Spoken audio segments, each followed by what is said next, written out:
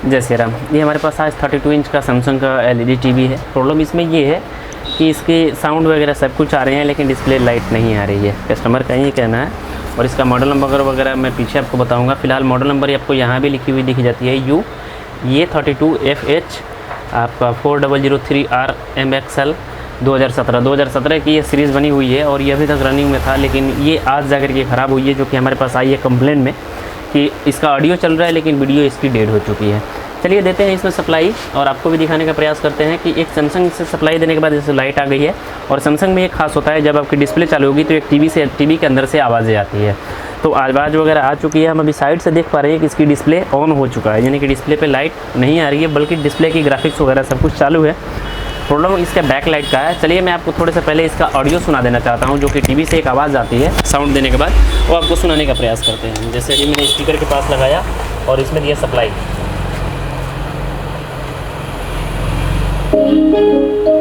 तो जो अभी आपने सुना ये सैमसंग की टीवी का आवाज़ होता है। तो मैंने इसको अब पावर से रिलीज़ किया और इसको हम अब पलट के, मतलब पीछे के साइड से इसकी जो भी प्रॉब्लम होती है ना, पीछे के साइड से। और एक चीज़ ये, इसका जो भी आप काम करें, जो सावधानीपूर्वक काम करें, क्योंकि डिस्प्ले की काम बहुत ही नाजुक होती है।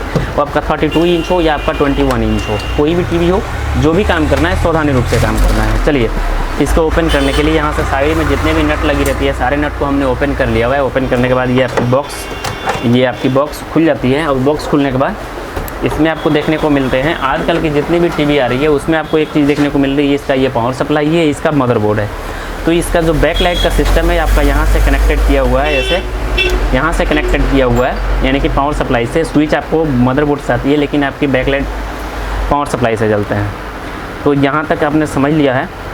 अब आपको क्या करना है, आपको इसमें कोई भी मतलब छेड़छाड़ नहीं करनी है। ओनली वन आपको क्या खोलने हैं कि इसका आपका सर्वप्रथम ये टिकॉन बोर्ड की जो सप्लाई होती है, इसको आपको रिलीज़ कर लेना होगा। यानी कि इसकी टिकॉन बोर्ड की जो वायर होती है, LVDS वायर, इसको आपको खोल लेना होगा, पैनल वायर।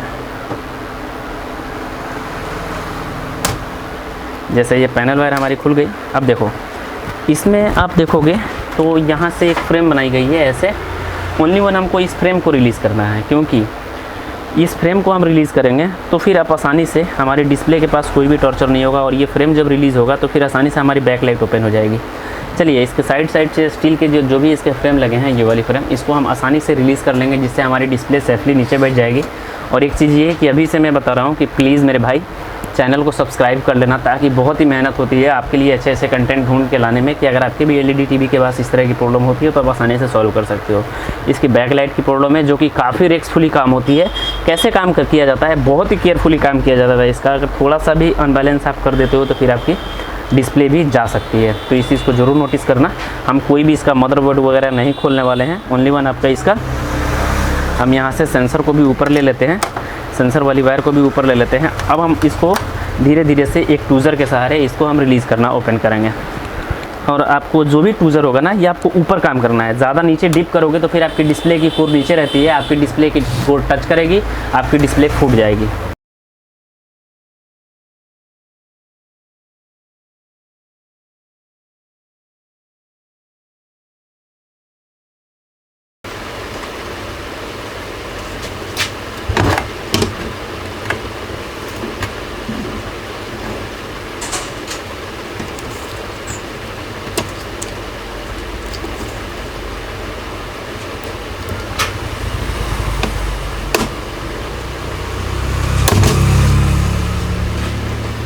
तो भाई अगर जो कोई सबसे टॉप काम होता है ना, वो आपका डिस्प्ले ओपन करना होता है। क्योंकि जब डिस्प्ले ओपन की जाती है तो भाई कलेजे पे हाथ रहती है कि हो सकता है आपकी टूज़र अगर गलती से भी किसी भी नोक को टच कर लिया तो फिर आपकी डिस्प्ले भी जा सकती है। जैसे आपने देखा कि हमारी दिल की धड़कन अभी भी बढ़ी हुई है, क्योंकि डिस्प्ले ओपन करना भाई ईजिली बात नहीं होता है। अगर आप भी ओपन कर रहे हो अपना डिस्प्ले तो बहुत ही ईजी और बहुत ही सावधानी रूप से काम करो, क्योंकि ये डिस्प्ले पतली सी दिखने में लगती है, लेकिन इतनी नाजुक होती है ये वाली डिस्प्ले, भाई आप सोच नहीं सकते हो। ऐसा एलईडी टीवी में कोई सबसे रिस्क वाली जो काम होती है ना, वो आपका बैक लाइट का होता है। अगर आप बैक लाइट हटा लिए ईजिली तो फिर आप आसानी से काम कर सकते हो। जैसे आपने देखा हमने बैक लाइट बहुत ही ईजिली हटा लिया हुआ है। भाई साहब एक दिल की धड़कन जो होती है ना, वो आपका सीधी दोगुनी हो जाती है। भाई साहब इतने रिस्क होता है ना आपका डिस्प्ले हटाने में, जितना आप सोच नहीं सकते हो। आप लोगों को जैसे इजीली लगता है डिस्प्ले मतलब एलईडी टीवी का काम करना, लेकिन भाई साहब इजीली नहीं होता है। क्योंकि जब आप डिस्प्ले हटा लेते हो ना तो फिर आपके पास ऑप्शन ही ऑप्शन रहते हैं, आप कैसा भी मर्जी करे वैसा काम कर सकते हो, आपके ऊपर कोई भी प्रेशर नहीं रहती है। तो मैंने तो डिस्प्ले हटा लिया हुआ है। चलिए भाई साहब, जैसे अभी आप हमारी सांसें फूल रही है भाई साहब, डिस्प्ले हटाते टाइम एक जो अलग घबराहट होती है ना, क्या ही बतावे। चलिए यहाँ तक तो हमने सॉल्व कर लिया हुआ है। अब तो जो भी काम है हमारा ईजिली हो गया है, बस इस लॉक को हटाते हुए चलना है और आपका जो भी डिस्प्ले की बैक लाइट जो होगी ना आपकी खुल के आ जाएगी।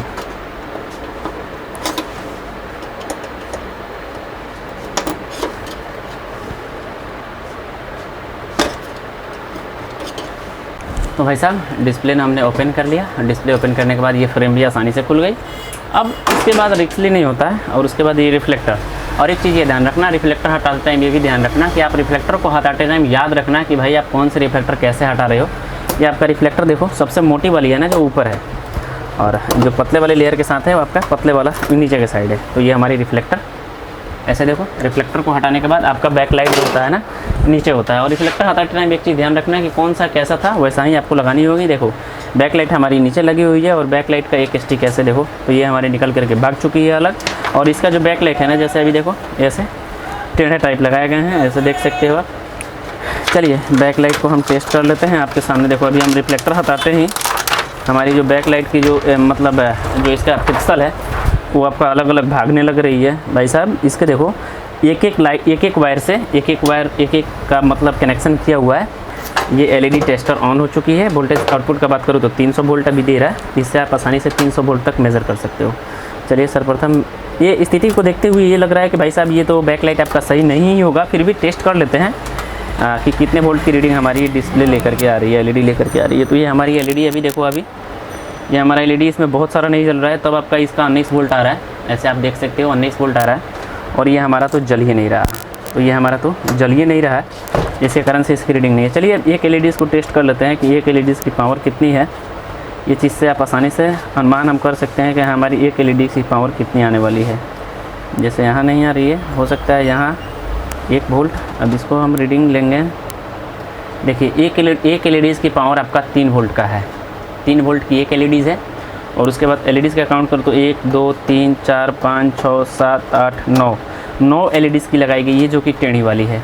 और एक चीज़ ये ध्यान रखना, कितने लोग क्या करते हैं टेक्नीशियन कि आपका मतलब हम जो बैक लाइट का काम करते हैं उसमें गारंटी देते हैं। गारंटी इसलिए देते हैं ताकि हमने दोनों स्टिक को एक साथ चेंज करते हैं, इसलिए हम गारंटी दे देते हैं। कितने टेक्नीशियन ये करते हैं कि आपका एक स्टिक ख़राब होगा ना तो एक ही स्टिक चेंज कर देगा, एक स्टिक आपका पुराना वाला छोड़ देगा। तो उस सिचुएशन में क्या होती है कि आपकी ये स्टिक ख़राब है, ये आपके स्टिक चेंज कर देते हो तो हो सकता है कि 1 महीने के बाद गारंटी है कि ये वाली स्टिक आपकी ख़राब हो जानी है। तो अगर आप बैक लाइट चेंज करवा रहे हो तो दोनों स्टिक को एक साथ चेंज करो, ज़्यादा बेटर होगा। कितने में 3 स्टिक लगाए गए रहते हैं और कितने में 2 स्टिक लगाए रहते हैं। इसमें तो हालांकि हमको 2 स्टिक देखने को मिले। और ये सैमसंग की टेढ़ी वाली स्टिक है। सेम टू यू ऐसे ही हमको टेढ़ी वाली स्टिक लेना होगी, क्योंकि एक एलईडीज़ की जो वोल्टेज 3 वोल्ट की है और 9 एलईडीज़ लगाए गए हैं। 9 तरीके 27 वोल्ट की एक मतलब ये जो लाइट होती है ना, एक लाइट 27 वोल्ट की है, 27 से 28 वोल्ट के आसपास, यानी कि 30 वोल्ट ऑपरेटिंग सिस्टम इसका हो सकता है।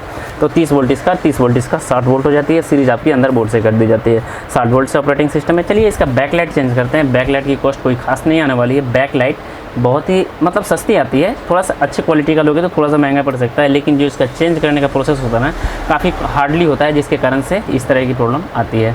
तो हमने स्टिक को हटा लिया है। ऐसे देखो स्टिक इसकी इतनी नाजुक हो गई थी, इतनी ख़राब हो गई थी कि इसकी जो पिक्सल होते हैं ना, ये वाली एलईडीज़ पिक्सल, ये सब आपका डिस्चार्ज हो गया। जैसे मैंने पीछे भी बताया था कि एक एलईडीज़ की पावर आपका 9 वोल्ट का है और इसमें 9 एलईडीज़ लगे हुए हैं। सॉरी, एक एलईडीज़ का पावर आपका 3 वोल्ट का है और इसमें 9 एलईडीज़ लगे हुए हैं। तो हमारे पास हमने ऑलरेडी इसके साइज़ का सेम टू यू ऐसे देखो स्टिक ले रखी है।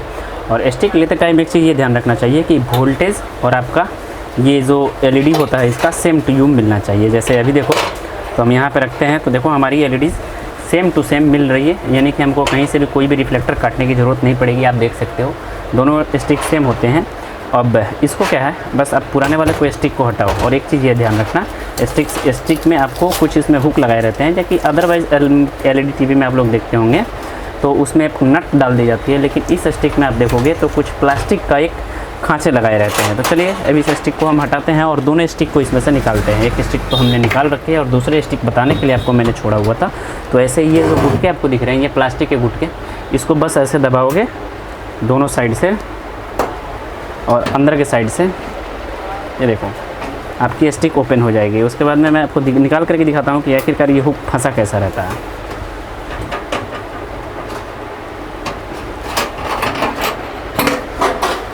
ऐसे देखो तो हमारी स्टिक अब ओपन हो चुकी है और इसमें ये फाइबर का हुक लगा रहता है, इस हुक को ज़रूर रखना चाहिए। और एक चीज़ ये भी ध्यान रखनी चाहिए कि आप स्टिक जब खरीदते हो तो उस टाइम में आपका होल वगैरह सब कुछ सेम टू यू खरीदनी चाहिए, यानी कि कोई भी डिफरेंस आपको नहीं खरीदना चाहिए। तो ये फाइबर का हुक होता है, इसको रख लेनी चाहिए और पुराने वाले स्टिक को हम हटाते हैं। दूसरा चीज़ ये भी रखना चाहिए कि जब आप स्टिक खरीदते हो तो आपकी होल एकदम सेम एक्चुअल टू एक्चुअल होना चाहिए। जैसे अभी इसका मैच का बात करूँ तो अभी आप दोनों स्टिक को एक साथ रखोगे, ऐसे देखो तो दोनों का होल आपका सेम मिल रहा होगा, ताकि अदरवाइज़ टीवी में आप लोग देखते होंगे, जैसे देखो इसका भी सेम होल मिल रहा है, जैसे दोनों साइड, बीच में नहीं भी कसोगे तो चलेगा। बट अब चलिए हम लगाते हैं इसको। और अदरवाइज़ आप लोग एलईडी टीवी में ये देखते होंगे कि होल नहीं होने के कारण से टिप से भी चिपका दी जाती है, लेकिन वैसा बिल्कुल भी नहीं करना है। और एक चीज़ ये भी ध्यान रखना है कि आपको स्टिक लगाने से पहले एक बार इसकी टेस्टिंग ज़रूर कर लेनी चाहिए। इसमें आपका प्लस माइनस का सिंबल बना रहता है, इसको ज़रूर मेजर करनी चाहिए। और वायर में आपका कौन सा प्लस है अपने खुद से देख लेना है। और हमारा तो अभी सेम टू सेम है, क्योंकि कोई भी हमने इसमें चेंजेस नहीं किए हुए। तो अभी आप देखना कि हमारी स्टिक जल रही है कि नहीं जल रही है। अगर जल रही है तो ही लगानी है, नहीं जल रही है तो नहीं लगानी है। जैसे अभी देखो, वेट करते हैं थोड़ा देर हम। देखो हमारी स्टिक जल गई है, यानी कि हमारी स्टिक अब सही है, प्रॉपर रूप से वर्क कर रही है।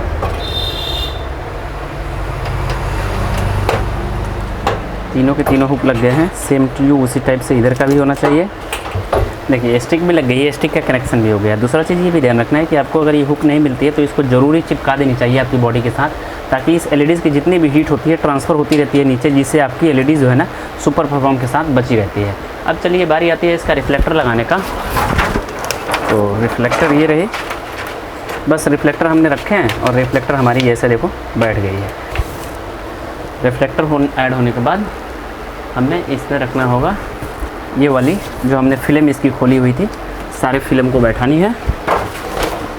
और फिल्म बैठाने से पहले एक चीज़ ये ध्यान रखना है कि आपकी ये मोटी वाली जो है ना, ये आपका सबसे नीचे हो या सबसे ऊपर हो, आपको जिस साइड भी हो उस साइड आपको सर्वप्रथम इसको क्लियर करनी है।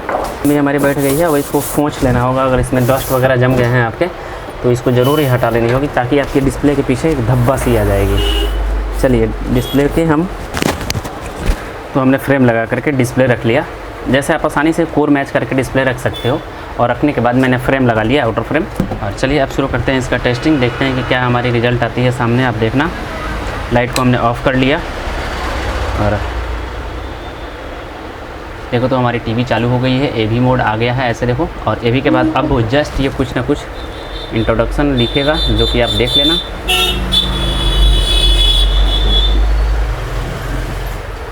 जैसे आप देख सकते हो टीवी हमारी पूर्णतः क्लियर के साथ हमारी रेडी हो गई है। लेकिन अभी देखिए स्टिक वगैरह सब कुछ हमने चेंज करके यहाँ तक तो फाइनल कर लिया है। बाकी कनेक्शन तो आप समझ रहे हो, जैसे जैसे अपना अब तो बहुत सारी इजी हो गई है। बाकी सारी इंस्ट्रूमेंट इसमें डाल करके इसको पैक कर ली जाती है। चलिए इसका आउटपुट देखते हैं हम लास्ट में इसको फिटिंग करके। जैसे मैंने बाकी तो कुछ कंपोनेंट नहीं है, ओनली वन स्पीकर वगैरह है जो कि आपको बैठानी है। स्पीकर बैठाने का कोई झंझट ही नहीं है, बस आपको रखते जानी है, आपका स्पीकर बैठते जाएगा। जैसे इसका बात करूँ तो जैसे देखो ये स्पीकर हमारी लग गई और ये भी लग गई, ऐसे देखो लग गया। ये हो गया आपका सेंसर वायर। तो सेंसर वायर को सेंसर वायर के साथ कनेक्ट करो और बस इसको यहाँ पे डालो। हो गई हमारी सेटिंग पूरी कंप्लीटेड। वायर को थोड़ा सा एडजस्ट कर लेना, ताकि वायर इधर से उधर बिखरते हैं ना, थोड़ा अच्छा नहीं लगता है। चलिए यहाँ तक हमने क्लियर किया। बारी आती है कैबिनेट रखने का।